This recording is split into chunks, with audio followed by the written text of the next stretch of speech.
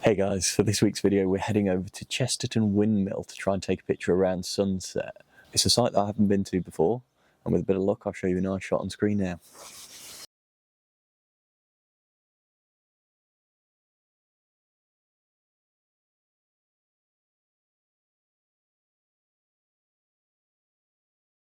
So welcome back to the channel. Today we're on our way to Chesterton Windmill. We're actually setting off from not far away, a place called Helidon Lanes, and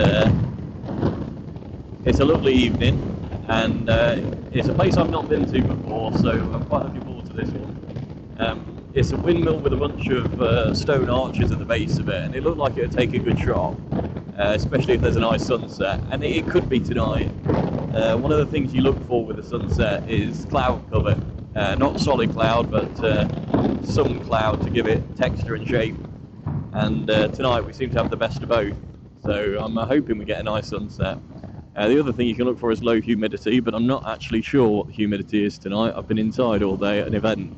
So just aesthetically it looks like it's going to be quite good. So we'll see how we fare. And I'm hopeful that we'll get a nice picture tonight. In terms of the roads, getting down here for me was largely down the M1, but now we're on some A roads, which is quite fun, and this is all quite nice actually. So I'll enjoy the fields for a bit, and we'll soon be at our destination. So here we are. 350-year-old windmill, and it's pretty cool. So we'll head up over the field. There is a clear path marked over there, so we'll get onto that and head up to the windmill. There are obviously a whole bunch of people up there I can see already, so we might have to get rid of those in post-processing, but we'll look for a decent spot to get some sunset and see what we can come up with. But this looks like a lovely place. So yeah, I like the look of this. Well, for a moment at least, we have the place to ourselves all of a sudden, and it is spectacular. This windmill is amazing. It really was worth the trip, and the views are great from up here. You're not super high, but it's quite a flat landscape, so you can see for miles. Decent amount of cloud cover at the minute. It's looking pretty good for sunset, I must say. The challenge is picking the right spot, so if I go for the front of the windmill, the sun will be behind me, so that's probably no good. I think I'm sort of favouring having the sun behind the windmill and accepting the fact that I'm not going to get the full frontal of the sails. So somewhere around this sort of side, I think is my preference at the minute. But yeah, it's a great spot. Recommend it. In terms of equipment today, I've got a few different lenses with me, but the only one I'm intending to use is the 15-35 2.8. That's a great lens for just wandering around doing landscape photography. Probably my favourite for landscape photography actually. It's bolted to the R5. The in-body image stabilisation and the lens's image stabilisation work together, so you can take fantastic shots handheld with that, which is good because I haven't got a tripod with me today, so I will be shooting handheld. And I'm hoping to do some slightly creative stuff with the arches, but also just get some shots of the windmill with some, hopefully, nice light on it and some good clouds around it. When you are shooting sunsets, it's nice if there are some clouds around. It gives some texture and depth to the sky. If you've got a cloudless sky, it might be a nice day, but the sunsets are often less spectacular. So I'm quite happy with how the sky is looking at the moment. We'll see if that lasts for the next 2 hours or so. So in terms of our settings for the final shot, we ended up using a shutter speed of 1/200th of a second. That was plenty fast enough to be avoiding shake that you would get, even though we weren't using a tripod. The aperture I knocked up a little bit to 6.3. We could have gone down as low as f2.8 with this lens, but there was just no need with the amount of light we had and the fact that we were trying to keep the foreground and background in focus. The ISO I had to drop down to 50 low, just because the brightness of the surroundings were so high. So with those settings we got a well exposed shot. The focal length was 15mm, and we were not using any subject to detect, and we were on electronic shutter for this shot. So as you can see, there was a nice big grit stone at the base of the windmill. I was tempted to do a shot with that, but the landscape shots won me over in the end. The wider views like this were actually really nice, and I was tempted to use one of those in the final shot, but I found the up close images, such as this one, were really quite imposing, and the sky looked fantastic with all the rays of sun coming through the clouds. This last shot was the best of the sky colour at the end of the sunset, but sadly the cloud base prevented anything more than that. So after a great trip to Chesterton Windmill, this is the picture that we've chosen to edit. I really did enjoy being there. We didn't get a spectacular sunset, but the architecture of the windmill was just fantastic. So this one, we're not going to do an awful lot to it. I'd like to sort of boost the separation between the shadows and the highlights, to really make that shadow of the legs come out a bit more. And I'd like to boost the sort of vibrance and saturation of the image for both the sky, the sun, and the grass, actually.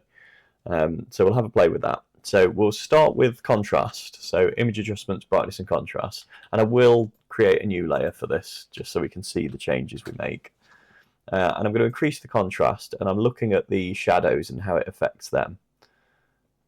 I'm not liking the way that's addressing the image, so I'm going to use levels instead. Control L for levels, and this bottom slider, I can use that. That's more like the effect that I want. Okay, so if I turn that off, you can see the softness around the shadows is greater, and with it on, you can really see those pop out a little bit more. It's also helped a little bit with the vibrance and saturation too. So let's do some more of that. So image adjustments, vibrance and saturation. So we'll boost the vibrance to plus 44%, and that really makes the blue and the green stand out a bit more.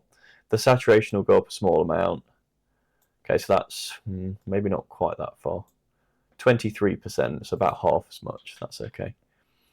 So that's more like what I want. I'd quite like to increase the oranges here. So I'm going to go image adjustments and then selective color. And on the reds, I'm going to have a quick play with these sliders, see if I can boost that orange. That's better.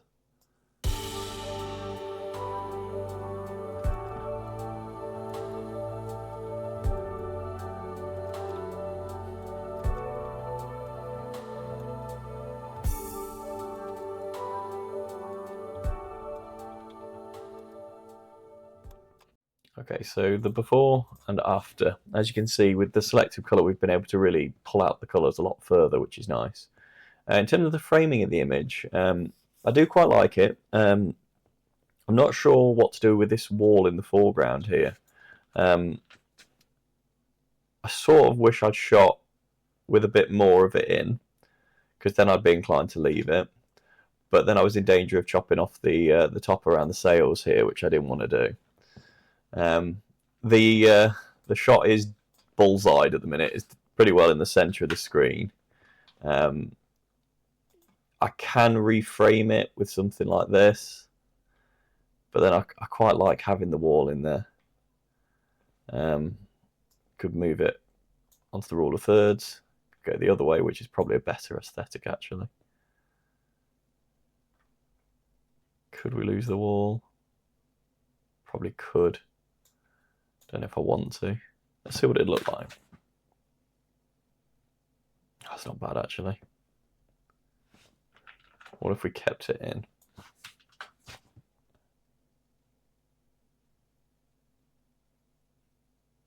Okay, we'll keep it in for now. So I've just cropped it a little bit. I'm going to brighten up this foreground. So I'm going to go image adjustments and shadows and highlights. And let's just see how much we can play with this. So as you can see, the windmill itself can stand a lot of boost on the shadows. I just want to make the wall a bit more visible. I don't want to take the grass up too high. What I'll do, let me create a new layer. So I'll duplicate that layer, and then I'll do a layer where I pull the shadows and highlights really quite high. And then I'll stick a layer mask on, and I'll get rid of everything. So I'll just paint the whole layer black.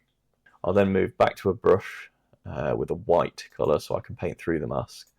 And I will leave it quite large. It'll be about 500 pixels. My opacity I'm going to drop down to about 30%. And then we'll start pulling in some bits of the layer below, so just brightening up the windmill in places. And I'm certainly going to pull this wall in, brighten that up a bit. Okay, I will have this grit stone as well. Okay, so if we turn the layer mask off, that's what it looks like underneath. And if we turn it back on, that's just by clicking on the layer mask when you hold shift. You can see how much brighter it is and decide whether to pull more through, which I am going to do here.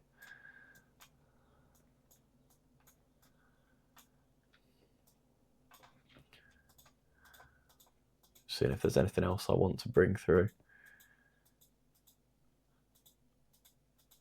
I think I can tolerate brightening the wall a little bit more.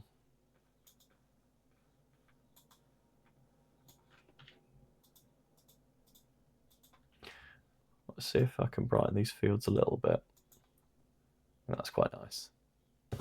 Okay, I'm just going to merge all those layers now. And the last thing I want to do is boost the red of the image. So Control M brings up curves, and Alt 3 will go for red. We can just select in this list. And I'm going to boost the red, which will make it feel much more sunset-ish. So although the sunset let us down a little bit, we can add a bit in post-processing. Trying to make sure I don't go too far with that. I'm going to see if I can add a little green as well, which will be sort of the brightness of the image. Okay, I think I'm happy with that. Might tone the red down just a little bit. So when you're manipulating curves, if you move the bottom of the curve, you can see it takes an awful lot out of the background of the image. If you move up at the top of the curve, it does the highlights.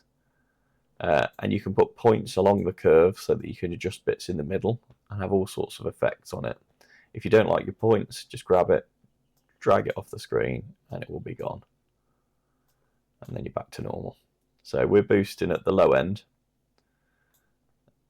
And we could tone down a little bit the high end if it helps. Don't think it does in this case. Okay, I think that's about it. How's it look? It's quite a clean image. I like this grit stone here. I might brighten that a little bit actually. Let's use the dodge tool, and we'll use quite a large brush, 430 pixels, shadows, and exposure I'll drop down to about 25%. We'll just bring that up a little bit. Okay, it's quite nice.